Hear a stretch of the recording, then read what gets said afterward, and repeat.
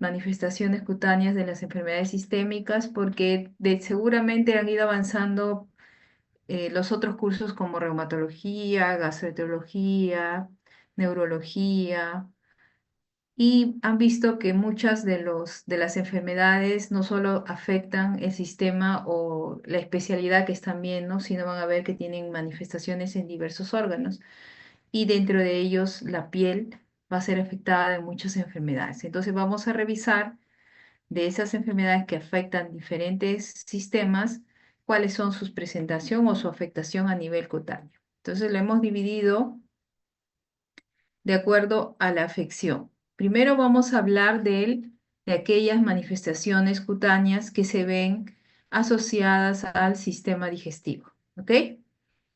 Entonces, hay algunas enfermedades que están asociadas, que se presentan, que afectan principalmente el sistema digestivo. Una de ellas son aquellas que presentan pólipos intestinales y es el síndrome de Peutz-Jeghers.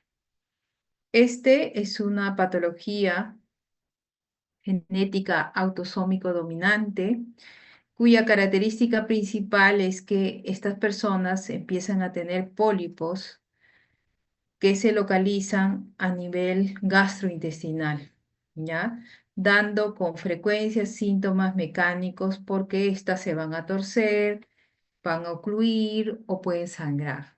Pero también estas lesiones tienen un riesgo alto de malignizarse, o sea, van a presentar riesgo de tener cánceres digestivos, pero también en otras zonas, ¿ok? Estos pólipos se pueden localizar desde el estómago hasta el colon. Y los cánceres no solo se van a presentar en la vía digestiva, sino se pueden presentar a nivel de mama, pulmón y otras áreas. Ahora, ¿cuál viene a ser la manifestación cutánea de este síndrome de Peutz-Jeghers? Las lesiones son unas pequeñas máculas pigmentadas lentiginosas, como si fueran léntigos. ¿Ok? ¿Dónde se encuentran? Son primero marrón azuladas, ese color va a variar un poquito de acuerdo al fototipo de la persona y se localizan predominantemente en zonas periorificiales. Sobre todo, por ejemplo, les encanta la zona de los labios, como aquí pueden ver en la fotografía, pueden ver esas lesiones, pequeñas máculas, medias oscuras, que algunas zonas confluyen. ¿Ok? Y afectan, como pueden ver acá, todo lo que viene a ser labio inferior. Y si levantamos el labio superior, vamos a ver que también va a afectar la zona de las encías. También afecta la zona de las narinas, en la zona del ano también, y algunas veces se ven en las puntas de los dedos de la mano, como pueden ver acá, y también de los pies. Estas máculas, estas pequeñas máculas, se van a presentar desde el nacimiento o desde la infancia. Entonces, si vemos un paciente que tiene estas lesiones maculares en zonas periorificiales, sobre todo en la boca, palmas, en los dedos de las manos y de los pies, pues es importante. Estaríamos frente a un síndrome de Peutz-Jeghers y podríamos nosotros de repente hacer el diagnóstico y pues como sospecha diagnóstica y enviarlo a gastroenterología para que se hagan los estudios y se vea que la presentación de los pólipos, ¿ok? Esta es la primera patología. Otra de ellas es el síndrome de Gardner, ¿ok? También es una patología autosómico dominante. También a nivel gástrico, se caracteriza por la presentación de pólipos. Es una poliposis adenomatosa familiar y estos pólipos generalmente están en la zona colorectal y también se malignizan, ¿ok? Aparecen entre los 20 y 40 años y generalmente hay muchas veces, inclusive pueden ser asintomáticos.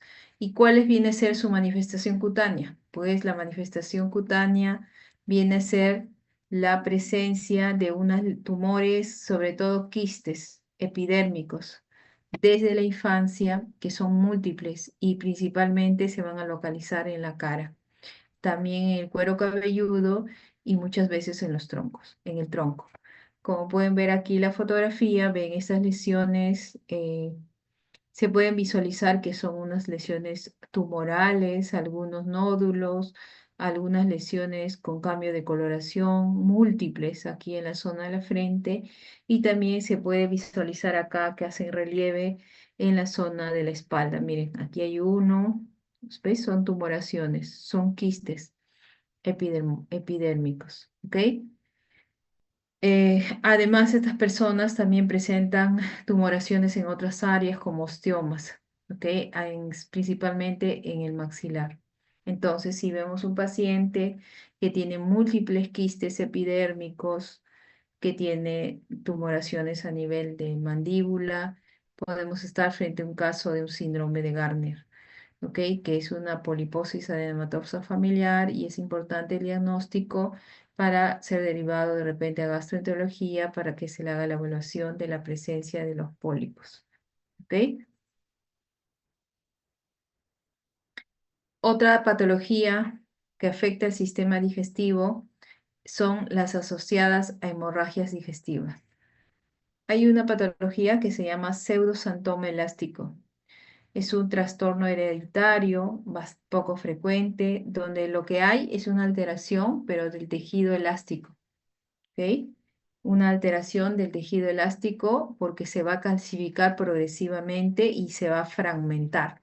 Y como sabemos, las fibras elásticas se encuentran en la dermis a nivel de prácticamente de la dermis reticular, principalmente también papilar, ¿ok? Y estas fibras le dan pues a la piel junto con las fibras más gruesas que son las fibras de colágeno, van a darle esa elasticidad, pero también esa fuerza a la piel, ¿no? O sea, esa posibilidad de tener una adhesión a los tejidos más profundos sin perder su forma, ¿ok? En cambio, ¿cuál? Al dañarse estas fibras elásticas, van a producir alteraciones. ¿Y dónde se va a dañar estas fibras elásticas? No solo se van a dañar a nivel de la piel, sino también en la retina y los vasos sanguíneos también tienen fibras elásticas que le dan esa flexibilidad. ¿Ok? Entonces, a nivel de la piel, como vamos a ver, se ve en la segunda y tercera década de la vida y vamos a ver unas placas amarillas como si fuera piel de gallina. ¿Ven? Que es una piel un tanto redundante. Aquí se puede ver como si fueran unas estrías, pero son medias amarillentas tipo piel de gallina. ¿Y dónde se presenta? Generalmente a nivel de los pliegues, en la zona axilar, en la zona inguinal, en la zona periumbilical. Esto, como hemos visto, estas fibras elásticas no solo se encuentran en la piel, sino también en los vasos sanguíneos y por ello van a producir, están asociadas a isquemia coronaria, accidentes vasculares cerebrales, hipertensión y también hemorragias digestivas. Por eso es una patología del sistema digestivo asociada a hemorragias digestivas. Muchas veces nosotros, como los dermatólogos, tenemos la ventaja de que vamos a decir, el tejido que nosotros estudiamos es visible fácilmente. A diferencia de, por ejemplo, del gastroenterólogo, ellos tienen que entrar con una endoscopía, con la endoscopía, con la colono. Claro que indirectamente los signos y síntomas nos hacen sospechar, ¿no?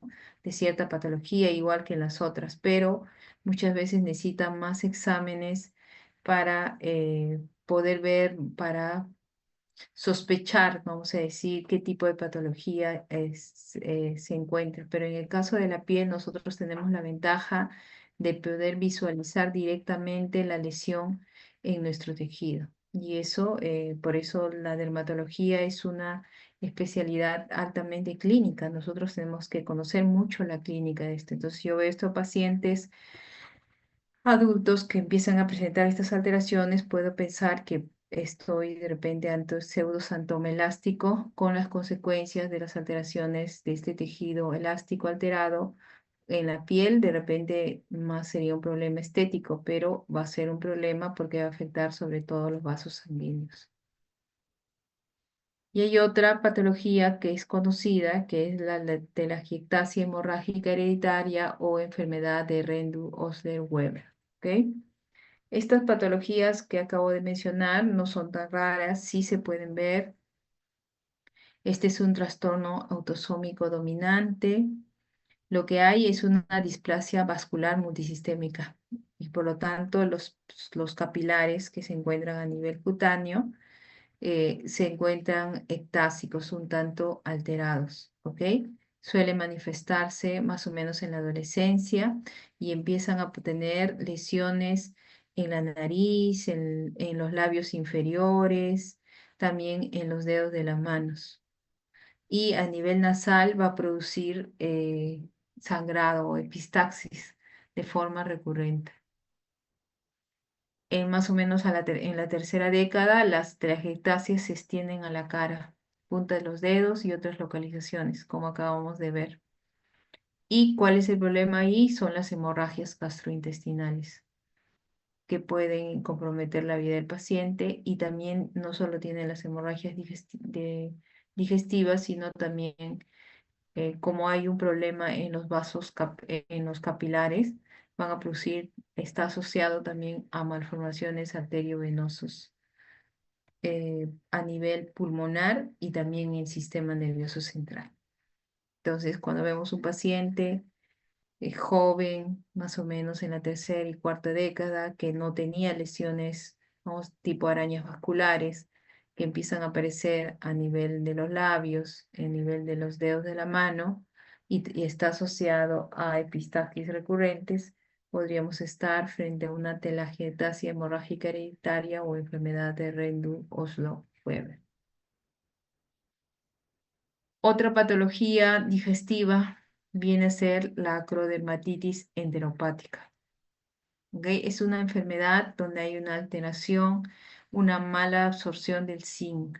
Es autosómica recesiva y los síntomas pueden empezar en el primer mes o a los 18 meses, generalmente cuando se deja de dar de lactar al bebé. Lo que hay es una alteración en la absorción de zinc y el zinc viene a ser un cofactor, un oligoelemento que sirve o es parte de la activación de muchas enzimas. Es cofactor, por lo tanto va a producir manifestaciones cutáneas muy polimórficas. Se empieza a producir lesiones eritematosas, eh, tipo eczemas, con vesículas, con ampollas, sobre todo en las zonas periorales, como en este lactante, miren, ve la lesión es una placa eritematosa, es un eczema, ¿ok? Aquí se puede ver la descamación, aquí se pueden ver pequeñas vesículas. Le encantan las zonas periorales, las zonas perirrectal y las zonas sacrales también. También en las zonas de los pliegues. También está asociado a alopecia y onicodistrofia.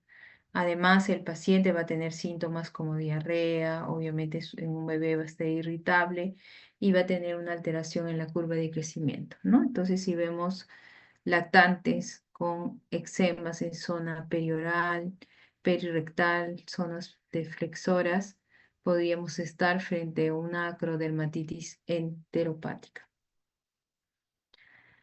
Y otra patología de repente que se les hace más común vienen a ser las enfermedades inflamatorias intestinales, como es la enfermedad de Crohn y la colitis ulcerosa. Aquí, de estas dos enfermedades, hay manifestaciones específicas y manifestaciones no tan específicas de estas enfermedades. Me refiero a las manifestaciones cutáneas, ¿ok? ¿Qué manifestaciones específicas?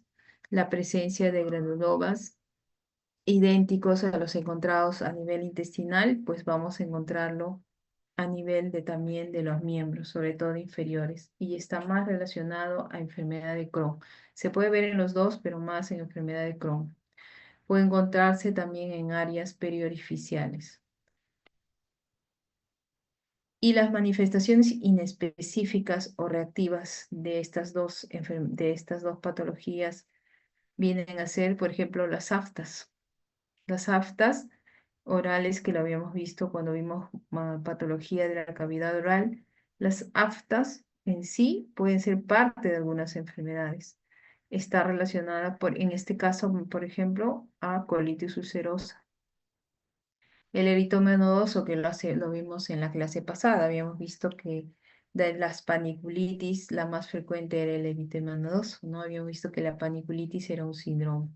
El eritema nodoso es una de las patologías que está relacionada a estas enfermedades inflamatorias intestinales. Los nódulos son eritematosos, pretibiales, dolorosa palpación, como lo habíamos visto. Y también está el pioderma gangrenoso. ¿Ok? La colitis ulcerosa es la causa más frecuente de pioderma. ¿Ya? Estas piodermas, esta es la fotografía. Vemos ulceraciones intensamente dolorosas, de crecimiento rápido en los miembros inferiores, de bordes socavados, de color violáceo. Cada presión dejan de salir un contenido purulento en zonas generalmente donde ha habido un traumatismo, que es el fenómeno de Patergia. ¿Ok? Entonces, manifestaciones específicas de esas enfermedades inflamatorias son la presentación de granulomas y de forma específica también vemos aftas, eritema nodoso y pioderma.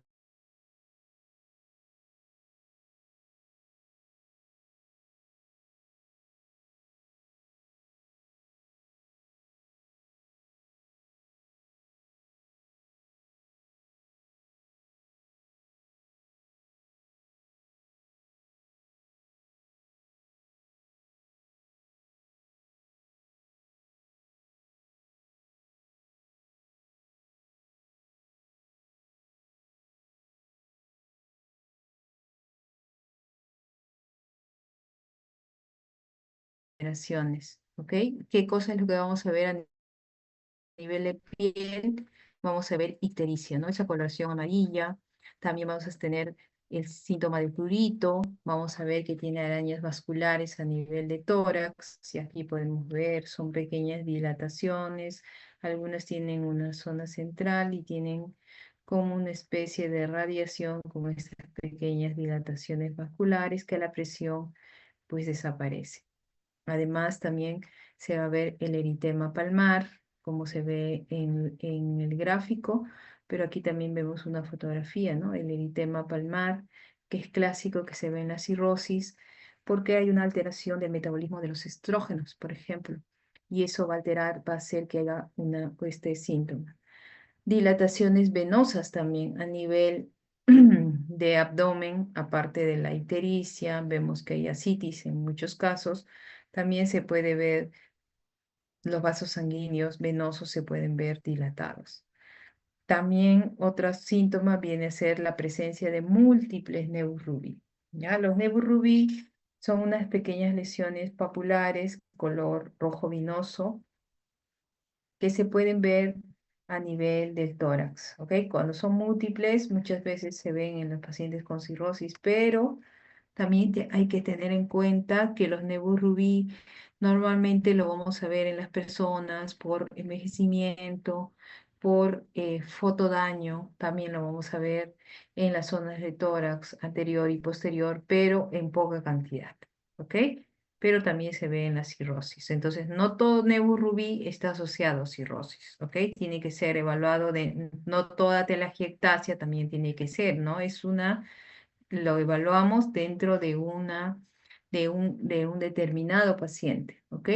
También vamos a ver las uñas de Terry, que son blancas y opacas en la zona más proximal y en el extremo distal se encuentra más rosado.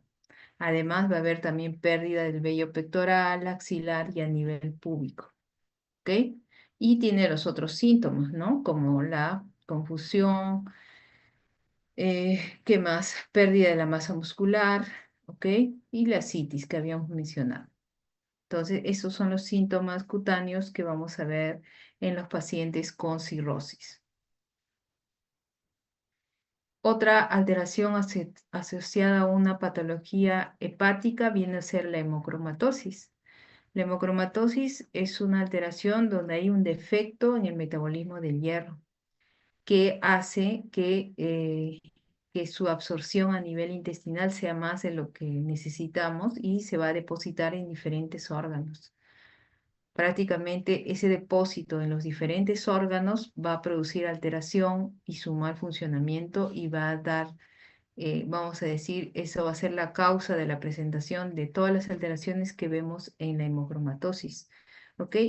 Entonces se va a depositar, por ejemplo, a nivel del mismo hígado, va a producir cirrosis con hepatomegalia, también con una tendencia al carcinoma hepatocelular, va a depositarse a nivel de las glándulas, va a producir hipotiroidismo, va a producir también, puede producir también diabetes, ¿ok?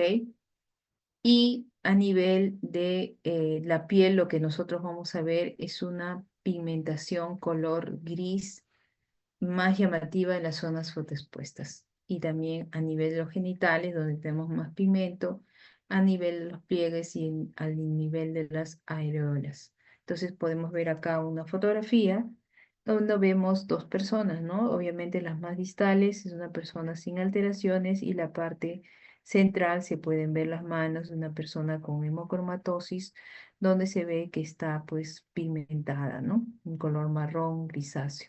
Es un trastorno autosómico recesivo. Obviamente, este paciente por la cirrosis va a presentar también eritema palmar, va a tener uñas blancas, va a tener, eh, va a tener otros síntomas, ¿no? Como la apatía, debilidad, atrofia testicular, disfunción eréctil, ¿ok? Y va a tener alteraciones también a nivel cardíaco, arritmias, falla cardíaca, problemas digestivos y manifestaciones de diabetes mellitus, ¿ok? Entonces la hemocromatosis debemos sospecharlo en personas que tienen una pigmentación un color gris llamativo en zonas fotoexpuestas, que tengan de repente síntomas con alteraciones, con síntomas compatibles con cirrosis, diabetes, podemos estar frente a una hemocromatosis. Otra patología digestiva con manifestaciones cutáneas son las asociadas a las alteraciones del páncreas. Cuando, por ejemplo, vemos una pancreatitis aguda, vemos lesiones purpúricas, ¿ok? Y paniculitis. ¿Se acuerdan que hemos visto las paniculitis, que es un síndrome? Pues está asociado también a la presentación de una hepatitis, de una pancreatitis, perdón, aguda. Entonces tenemos el signo de Turner, ¿ok? Y el signo de Cullen, que son una equimosis en nivel del costado y la zona y el otro a nivel periumbilical en pacientes con síntomas de una pancreatitis aguda. También va a haber una paniculitis pancreática, ¿ok? Que esta paniculitis está asociada a pancreatitis también como en el carcinoma pancreático también se presenta. ¿Ven cómo la paniculitis viene a ser un síndrome? O sea, yo veo eh, una, unas lesiones, vamos a ver, nódulos eritematosos, flebóticos a nivel de piernas principalmente, o sea, en anterior y posterior. Recuerdo su localización, era pensar en una posible causa, ¿no? Entonces, las paniculitis son considerados, es un síndrome que tiene múltiples causas. Uno de ellos, miren, uno de ellos es la alteración a nivel de páncreas, ¿ok? Entonces, ¿cómo se ven? Ya sabemos, nódulos inflamados en muslos, en la parte inferior, en los brazos, también en los glúteos. En este caso, no solo se ven las piernas, sino en los brazos, en los glúteos y a nivel del tronco también. Ahora pasamos a otro sistema, ¿no? Vamos a ver cuáles son las manifestaciones, pero que están asociadas a problemas renales, sobre todo a nefropatías. Entonces, sobre todo vemos más alteraciones cutáneas en los pacientes que están ya en una insuficiencia renal crónica. ¿Ok? Ahí vemos más manifestación cutánea. ¿Cuáles son los síntomas más frecuentes en insuficiencia renal cutánea? Pues es el prurito. La piel se tiene una piel, es una piel seca, terrosa, pálida e hiperpigmentada, sobre todo en zonas fotoexpuestas. ¿Ok? Y algunas personas van a hacer dermatosis perforantes adquiridas. ¿Qué cosas son esas? Son unas patologías no muy frecuentes de ver, que consisten en unas pequeñas pápulas o nódulos que tienen como una zona central. Y tienen una zona central donde de esa zona central tienen como un pequeño orificio. Se llaman perforantes porque por ahí se pueden expulsar restos de dermis. Se localizan en zonas flexoras de las extremidades, también lo vemos en el tronco, a nivel de cuello, a nivel de la cara. ¿Ok? El diagnóstico ahí es más que nada, bueno, con sospecha clínica, pero histopatológico con biopsia. Otra manifestación cutánea asociada a insuficiencia renal crónica son las fibrosis sistémicas nefrogénicas. ¿Ya? Entonces, hay unos síndromes que se llaman síndromes esclerodermiformes. ¿Qué quiere decir? Se asemejan bastante a la esclerodermia, pero no son esclerodermia. Y una de ellas es esta, viene a ser la fibrosis sistema nefrogénica. Asemeja a la esclerodermia, pero se ve en pacientes con nefropatía, la mayoría en diálisis, obviamente descartando que haya una patología de esclerodermia, ¿no? Por reumatología. La zona más frecuente que se afecta es la zona de los tobillos hasta los muslos. Al inicio puede ser hasta roja y muchas veces se confunde con una celulitis, pero después se va tornando muy leñosa, con pérdida de la elasticidad de la piel. Y en la superficie de la piel tiene un aspecto como piel de naranja. ¿Ok? Y otra de las manifestaciones viene a ser la calcifilaxia. Esto es infrecuente y es muy grave en realidad, porque lo que hay es una calcificación de la capa media de las pequeñas arterias, en la dermis y en la hipodermis. Obviamente, un paciente con insuficiencia renal crónica. Por lo tanto, si hay una calcificación, va a haber ahí, al inicio vas a ver unas máculas violáceas dolorosas que van a obtener un patrón tipo livedo reticularis y se van a necrosar. Entonces, al necrosarse, van a producir lesiones ulceradas, ¿ok? En esta zona, como pueden ver acá y acá también, ¿ok? Ven lesiones aquí. Pareciera que estuvieran en resolución, pero aquí hay lesiones, estas son lesiones necróticas, ¿no? Es la mayor frecuencia en extremidades inferiores y en regiones con gran cantidad de grasa subcutánea.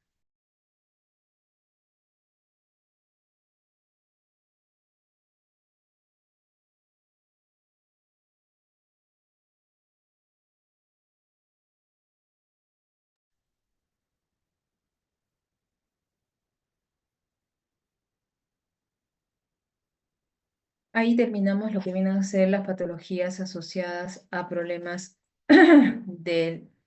renales y pasamos de repente al grupo de patologías que son más conocidas por ustedes, ¿ok?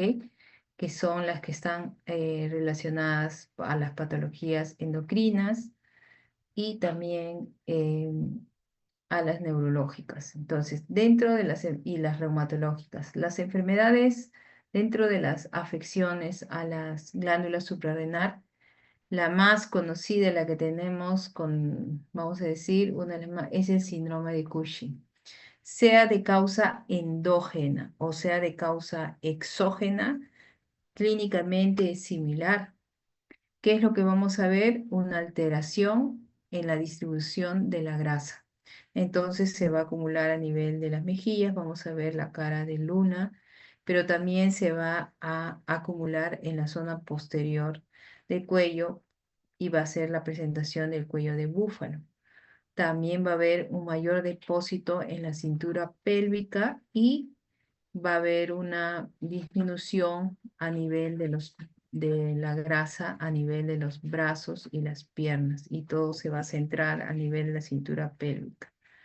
Que además otro síntoma viene a ser la atrofia cutánea generalizada. La piel se va a ver un tanto brillante, adelgazada, roja, tiene la presencia de estrías con lesiones purpúricas y también va a haber una disminución de la curación de las heridas. ¿ya? También vamos a ver una presentación de lesiones papulares tipo acné y aumento del grosor de los vellos, que es el hirsutismo. Entonces aquí podemos ver en esta foto la cara en luna llena, atrás está el cuello en búfalo, también hay una disminución del cabello, hay alopecia y estos vienen a ser las estrías, ¿no? Son estrías bastante gruesas, ¿ok? Y también va a haber unas inmunosupresión. Recuerden que los corticoides van a producir alteraciones en el sistema inmune, produciendo disminución. Por lo tanto, las personas van a estar más propensas a ciertas infecciones. Dentro de ellos vienen a ser las onicomicosis. Entonces, en el síndrome de Cushing vamos a ver estas alteraciones, que es importante tenerlas en cuenta, ¿no? Muchos de nuestros pacientes, ellos siempre que les preguntamos, y vamos a ver cuando roten el consultorio, nosotros les vamos a preguntar, ¿y qué medicamento toma?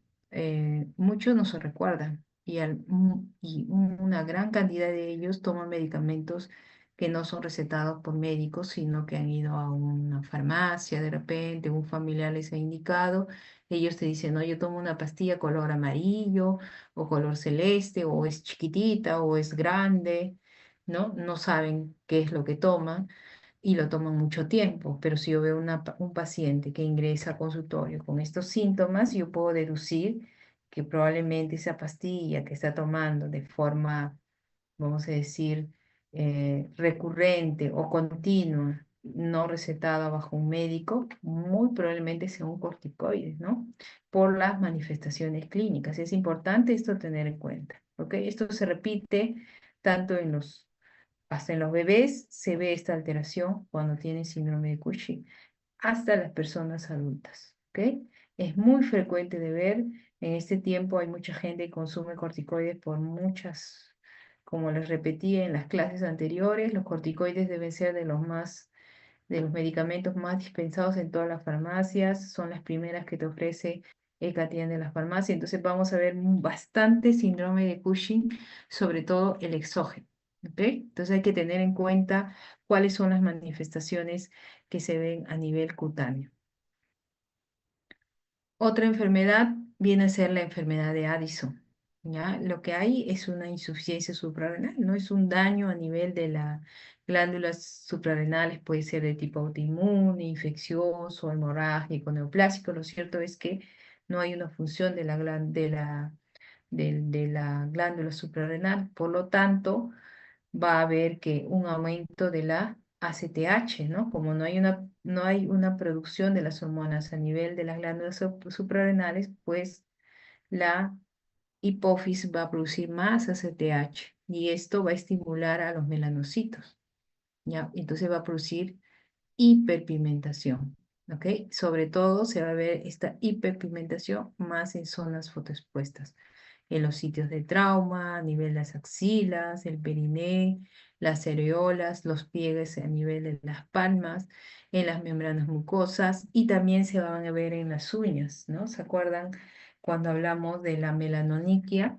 Pues esas líneas un tanto oscuritas que no corresponden a melanoma, pues podemos verlas en enfermedad de Addison, que obviamente son múltiples, ¿no? Casi en todos los dedos de la mano, ¿no? Entonces, aquí podemos ver la pigmentación en los codos, en los pliegues de las palmas de las manos, y esto es una pigmentación bastante intensa que también se repite a nivel de la mucosa oral en la enfermedad de Addison, ¿ok? Y esta definitivamente viene a ser una de las enfermedades más frecuentes y por lo tanto tenemos que conocer cuáles son sus manifestaciones clínicas porque de todos los pacientes que nos vienen, por ejemplo, de endocrino, la gran parte son diabéticos. Son diabéticos y con problemas de tiroides. Entonces, la diabetes mellitus tiene manifestaciones cutáneas, por supuesto. Una de las más importantes es la demopatía diabética. Son lesiones muy frecuentes, se manifiestan, son unas lesiones tipo maculares, algunas son placas medias marrones, un tanto de color pardo, irregulares, asintomáticas totalmente, que se localizan en la zona pretibial, ¿ok?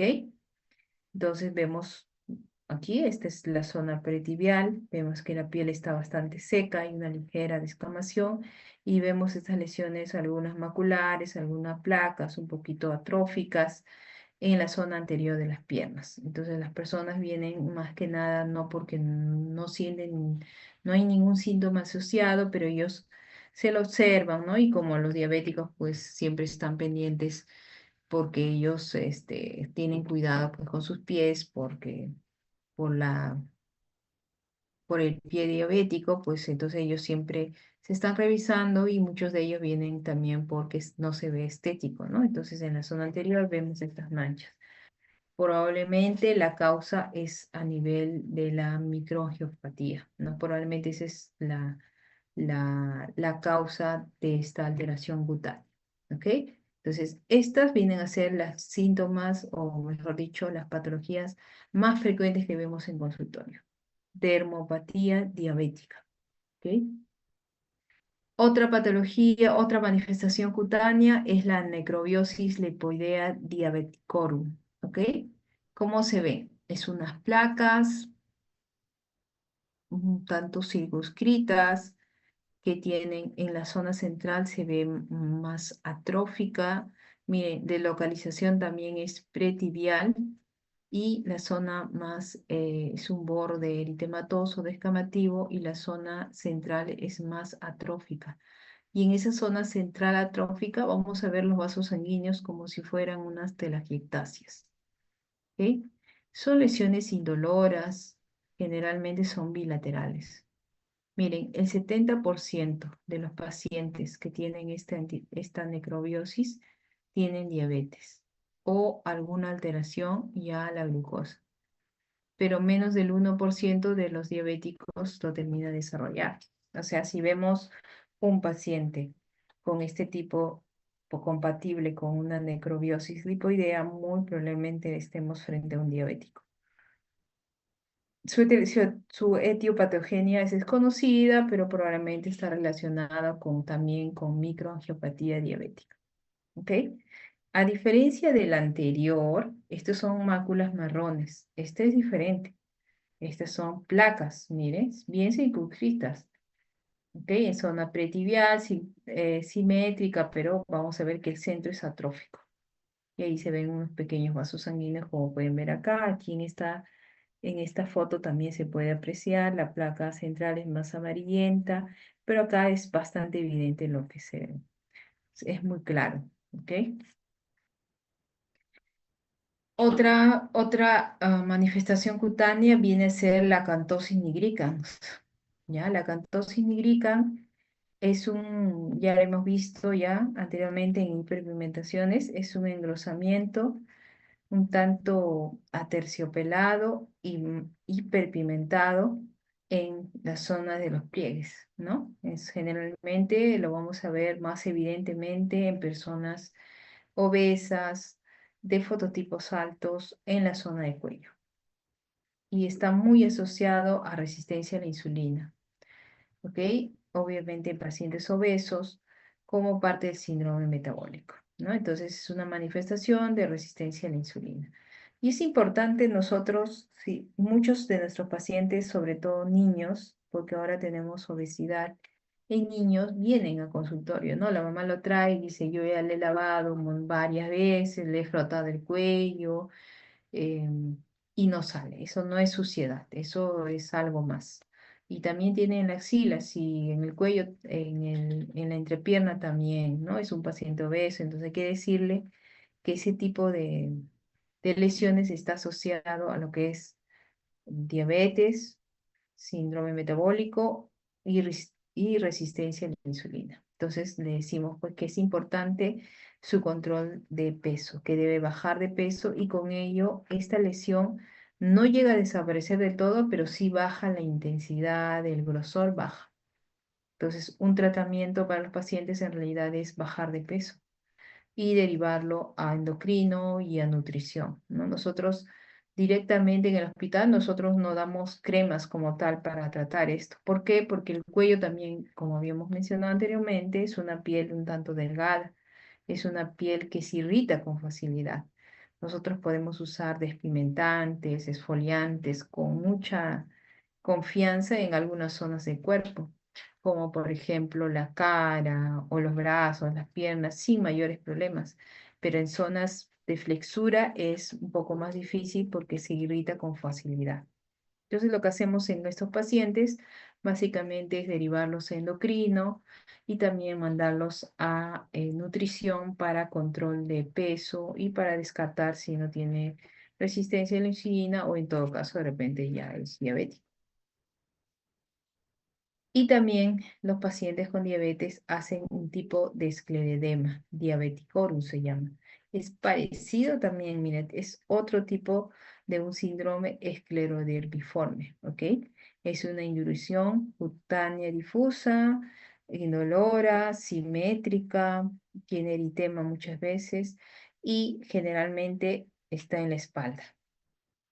Ya, no se ve con frecuencia, pero generalmente está en la espalda. Entonces ahí vamos a ver que es una piel que ha perdido elasticidad, es una piel un tanto adherida, a diferencia de la esclerodermia que vamos a ver más adelante, o que ya lo han visto en reumatología, que empieza con esclerodactilia a nivel más distal, este se ve a nivel de la espalda, ¿no? Pero las esclerodermias al final cuando son agresivas o cuando han avanzado, pues van a también no solo van a afectar las manos, los brazos, el pecho, la espalda, la cara, sino también la espalda. En este caso no afecta tanto la cara, sino vas en la zona posterior de la espalda. ¿Ok? Otra manifestación cutánea de la diabetes viene a ser los síntomas eruptivos también. ¿Qué son los síntomas eruptivos? Pues son unas lesiones, como su nombre, santomas, ¿ok? Múltiples pápulas amarillas, un tanto pardo rojitas, pardo rojizas, que aparecen de forma brusca y está relacionada con aumento de los triglicéridos. Cuando son triglicéridos muy altos empiezan a aparecer. Estas pueden desaparecer al controlar las diabetes y al disminuir también los niveles de triglicéridos. Son los síntomas eruptivos. Y aquí podemos ver las lesiones, miren, son múltiples lesiones papulares, amarillentas, todas monomórficas, muy similares, y aquí también en las palmas de las manos. Síntomas eruptivos. Entonces, si vemos eso, es una manifestación también que está asociada a triglicéridos elevados y diabetes. Otra enfermedad endocrina donde vemos muchas manifestaciones cutáneas viene a ser el hipotiroidismo, ¿ok? Entonces el hipotiroidismo tiene un montón de manifestaciones, ¿no? Generalmente se caracteriza porque hay una disminución de las hormonas tiroideas, por lo tanto va a haber debilidad, fatiga, falta de concentración, constipación, aumento de peso, intolerancia al frío, disminución de la sudoración. Y dentro de las manifestaciones cutáneas que vamos a ver nosotros, la piel se ve pálida, pues fría, descamativa, seca. El hipotiroidismo lo que hay es resequedad. Tanta resequedad que hay un eczema llamado eczema craqueleta, que es simplemente resequedad con una descamación intensa y un ligero eritema. También hay carotenemia, que es una pigmentación un tanto amarilla de las palmas y de las plantas. Va a haber también un mixedema. Va a haber edema en párpados, en la cara, en las manos. Pueden presentar lesiones purpúricas. Las uñas se van a alterar. Van a tener pequeñas estrías longitudinales. El crecimiento se va a enlentecer. Va a producir alopecia difusa, pelo escaso y quebradizo. Esto, esto de repente es lo que más resaltaríamos, ¿no? La resequedad, el edema y la alopecia. ¿Ok? Nosotros cuando nosotros tenemos un paciente, sobre todo mujer adulta, con pérdida de cabello y también con síntomas, ¿no? De repente la voz un poco más ronca, que está subida de peso, que tiene síntomas como intolerancia al frío, cansancio, pues tenemos que pensar en una posible hipotiroidismo que es bastante frecuente y hay que pedirle algunas hormonas tiroideas. Nosotros pedimos el TSH y el T4 libre, ¿ok? Y con eso, si es positivo, pues lo enviamos a endocrino. También se ve la pérdida de pelo en la cola de la ceja, retardo en la cicatrización, también la resequedad va a generar prurito, ¿ok? Puede estar asociada a síntomas, perdón, de urticaria, también puede estar asociada a síntomas de urticaria, las personas van a sudar menos y puede haber un engrosamiento a nivel de las palmas y las plantas. Y el otro polo viene a ser el hipertiroidismo, donde hay un exceso de las hormonas tiroideas, ¿ok? Entonces los síntomas van a ser, algunas se comparten y otras son como que opuestas. Aquí la piel está más delgada, húmeda. En el otro había disminución de la sudoración seca, aquí está más caliente, húmeda. Hay un rubor facial, hay un eritema palmar, aquí hay hiperhidrosis, lo contrario, un aumento en la sudoración. Y va a haber también hiperpigmentación a nivel palmoplantar, de las encías de la mucosa. Y va a haber, aquí no hay un misedema, va a haber un misedema, pero a nivel pretibial. ¿Ok? Y también hay bocios de gran tamaño que producen plétoras faciales. Las uñas de Plumber son aquella donde hay una separación a nivel de la uña del lecho ungueal. Es como si la uña se hubiera despegado un poco. También hay acrofagia tiroidea, ¿ok? O dedos en palillo de tambor. También hay caída de cabello, prurito, urticaria, piel de naranja. Entonces, en todo paciente, como ven, la pérdida de cabello es tanto, se comparte a nivel en el hipo y en el hipertiroidismo. Por lo tanto, cuando vemos una persona adulta, sobre todo mujer, no tanto varón, porque los varones tienen una caída de tipo masculina, que ya sabemos vamos a decir, que es hormonal en una persona genéticamente predispuesta, que es otra causa. Nosotros, mujeres con caída de cabello que se mantiene durante meses, tenemos que descartar patología tiroidea, o hiper o hipotiroidismo. Y vienen las enfermedades asociadas a las patologías del sistema nervioso central. Ahí la más conocida es la neurofibromatosis tipo 1 o la enfermedad de von Rickenhausen.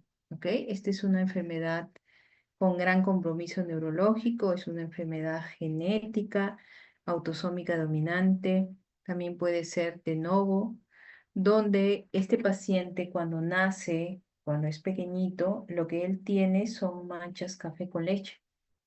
Estas son las manchas café con leche. Es una, vamos a decir, es una mácula o una mancha que de un color un poco más oscurito que la piel normal y que se presenta desde el nacimiento.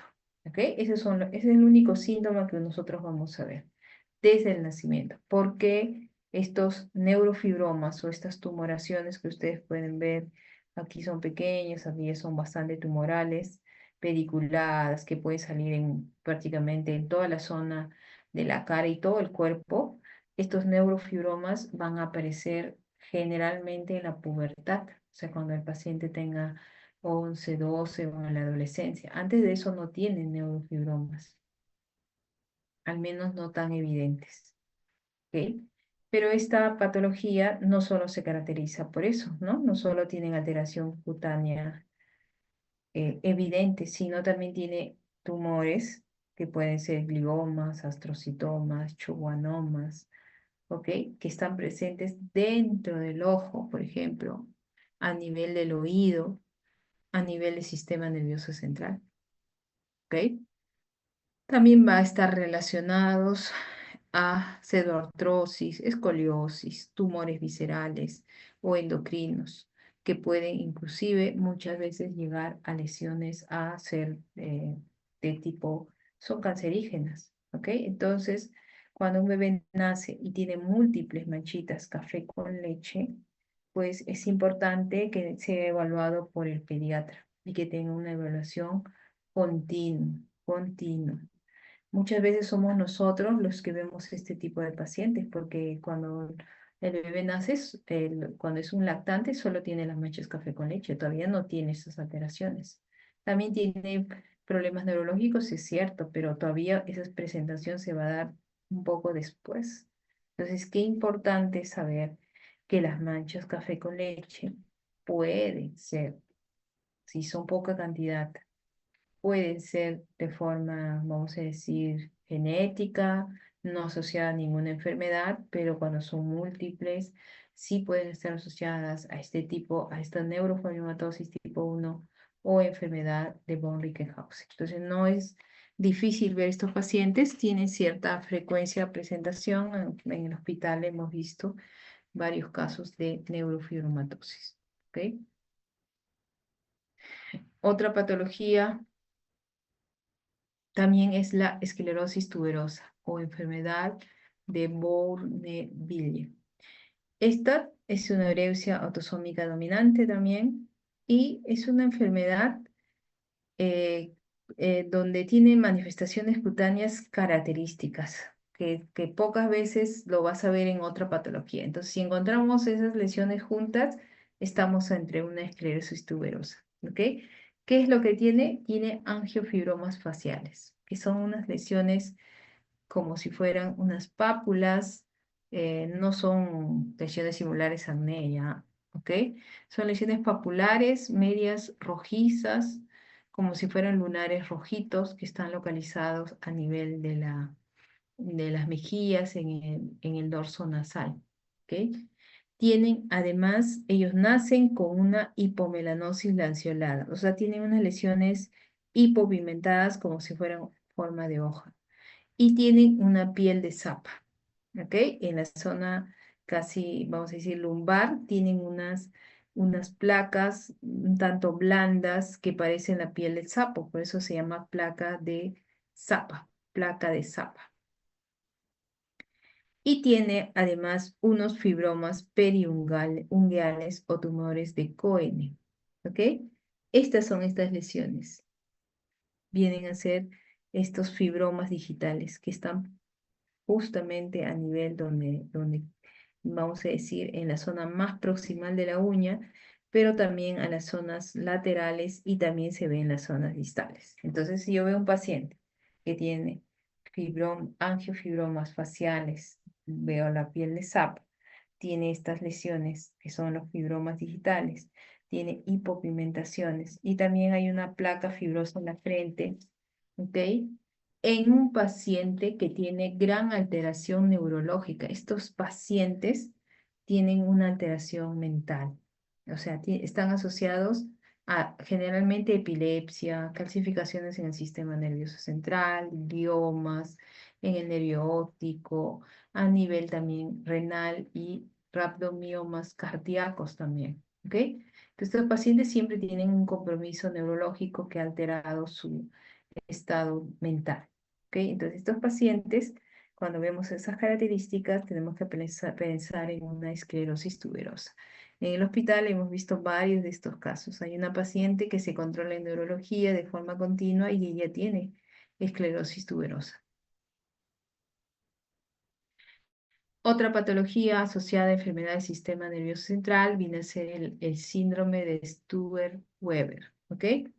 ¿Se acuerdan que habíamos visto unas, en las hiperpigmentaciones, habíamos visto unas manchas que eran rojizas, que eran alteraciones de los vasos capilares, que era un nevus en vino de Oporto?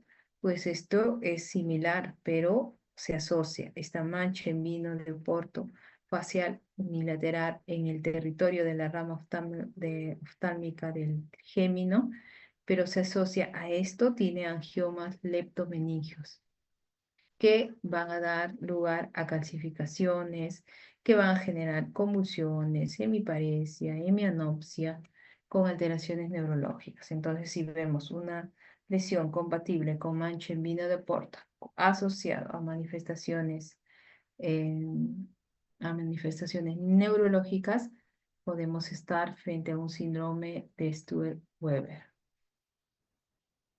Otra patología es el síndrome ataxia telangiectasia. Este también es un trastorno autosómico recesivo donde hay una ataxia cerebelosa y presentan telangiectasias de forma progresiva, miren, a nivel del ojo, también van a presentar unas telangiectasias en zonas de pabellones auriculares, en el cuello, en los pliegues flexores de las extremidades. También está asociado a alteraciones endocrinas y a degeneración neoplásica, y principalmente enfermedades linfoproliferativas. Entonces, si vemos un paciente pequeño con estas telangiectasias a nivel de, vamos a decir, a nivel ocular, también a nivel de pabellón auricular y miembros superiores, con síntomas de una ataxia cerebelosa de forma progresiva, estaríamos frente a un síndrome de ataxia telangiectasia. Y por último, vamos a ver las asociadas a enfermedades reumáticas, que de repente son las más conocidas, ¿no? Que han visto en su clase de reumatología, que son las que más conocemos nosotros. La dermatomiositis es una enfermedad multisistémica de etiología desconocida, donde hay una alteración a nivel de muscular y también de la piel. Muchas veces está asociada a vasculitis. ¿Cuáles vienen a ser las manifestaciones cutáneas más destacables? En dermatomiositis es el eritema en heliotropo, ¿ya? Que es un eritema violáceo. Un momento, por favor.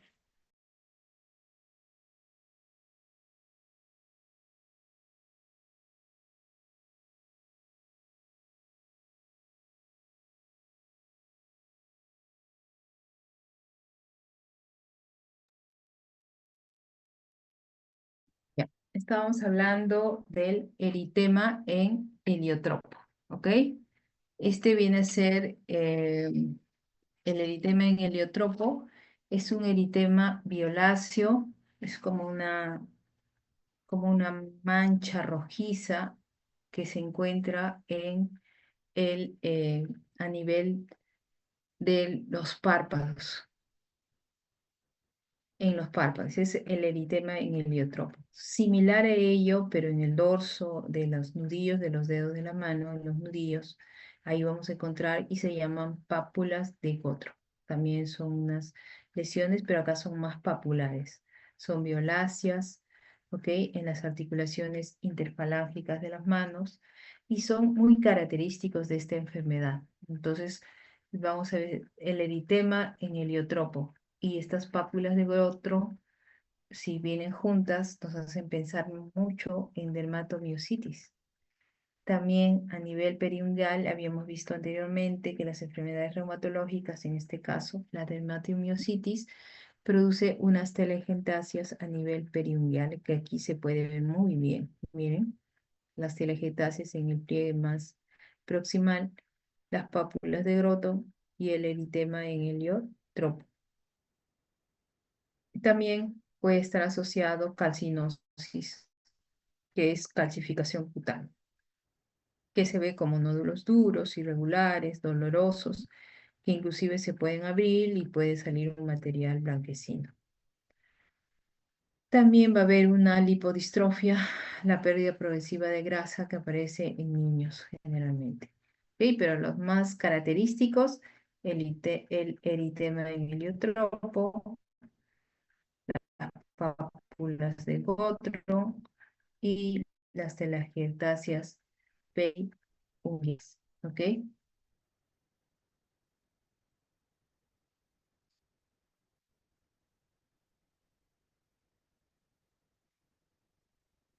Obviamente las dermatomiositis tienen manifestaciones sistémicas que seguramente ya lo han visto en reumatología, ¿no? Que es la debilidad muscular, ¿ok? Son pacientes que tienen dificultades para levantar las manos, también tienen dificultad para tragar los alimentos, para pasar los alimentos, y van a tener problemas respiratorios. Muchas de ellas van a tener,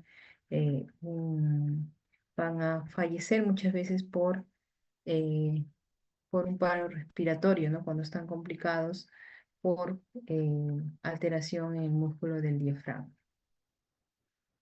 Otra patología reumatológica muy conocida con manifestación cutánea es el lupus eritematoso sistémico. ¿Ok? Esta es una enfermedad autoinmune cuyas manifestaciones cutáneas propiamente, la más conocida es el rash malar en alas de mariposa, ¿ok? Que son lesiones maculares, papulares, eritematosas que abarcan prácticamente las mejillas y también el puente en la nariz, pero que va a respetar la zona, que va a respetar la zona debajo del surco nasogeniano, ¿ok? Este eritema, este rash malar va a tener fenómenos de fotosensibilidad. No quiere decir que a mayor exposición se va a activar. También otros síntomas cutáneos vienen a ser las úlceras orales, como las aftas, y también las nasales. También va a tener caída de cabello. Y también estas lesiones, por ejemplo, en un tipo de lupus, que es el lupus eritematoso discoide, no en el sistémico, pero en un tipo de lupus eritematoso discoide empiezan a tener unas placas alopécicas muy intensas, atróficas a nivel de cuero cabelludo.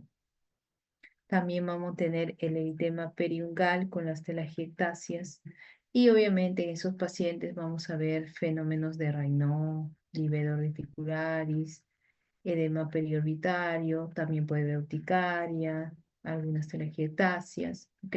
Entonces, lo más destacable de la lupus eritematoso sistémico viene a ser el rash malar, la alteración periungal, las úlceras orales y muchas veces la alopecia difusa. Otra patología muy conocida viene a ser la esclerodermia, donde hay una induración y un engrosamiento de la piel, siendo la esclerosis cutánea el signo primordial. La piel pierde prácticamente esa elasticidad si se encuentra adherida. Hay una esclerodermia sistémica y hay una esclerodermia localizada. Cuando es muy localizada se llama morfea y es una morfea en placas. ¿Por qué? Porque forma una placa. Como se ve, una placa eritematosa, un tanto violácea, un tanto grisácea, donde vamos a ver que la piel se encuentra esclerosada, adherida, con pérdida de elasticidad, y nosotros siempre vamos a comparar la zona izquierda con la zona derecha o viceversa y vamos a comparar la elasticidad en determinada zona, ¿ok? Entonces, en esta placa va a haber signos de esclerosis localizada, puede tener un halo violáceo. También hay generalmente lo vamos a ver en el tronco, ¿ok? Y hay una morfea lineal, que es lineal, como si fuera, es una morfea que tiene un nombre especial, como no recuerdo el nombre exactamente ahorita, pero es en golpe de sable, ese es el nombre. Es una morfea en golpe de sable, porque es como si alguien lo hubiera golpeado, ¿no? Con un sable acá vemos inclusive hay una asimetría ósea, ¿no? Cuando no hay tratamiento se va esclerosando, pero no solo afecta la piel, sino también el hueso. ¿Ok? Vemos que hay una atrofia en esta zona con ligera hiperpigmentación. Esta es una morfea en placas y esta es una morfea lineal que generalmente afecta cuero cabelludo y la frente. Y la esclerodermia sistémica, que es la que seguramente más viene a nuestra mente, que es difusa, que generalmente inicia en los dedos de la mano y se llama esclerodactilia. Va aumentando a nivel proximal, va a haber afección articular y también va a haber afección, obviamente, a nivel del tronco anterior, posterior y también en la cara, ¿no? En la cara lo que se va viendo es que la cara se va presentando lisa, sin arrugas, una cara que ha perdido tejido graso, un tanto inexpresiva, como si fuera una máscara. Hay disminución de la apertura bucal, una nariz un tanto atrófica como de pajarito, y la boca va perdiendo también la apertura bucal normal. Además, vamos a encontrar obviamente otros síntomas como es la alopecia, la disminución de la sudoración o sin sudoración, la presencia de telangiectasias, alteraciones también por el mismo esclerodactilia, va a presentar úlceras en los pulpejos de los dedos por problemas de vasculitis, por ejemplo, y otra manifestación clásica clásica, perdón, y otra manifestación clásica de la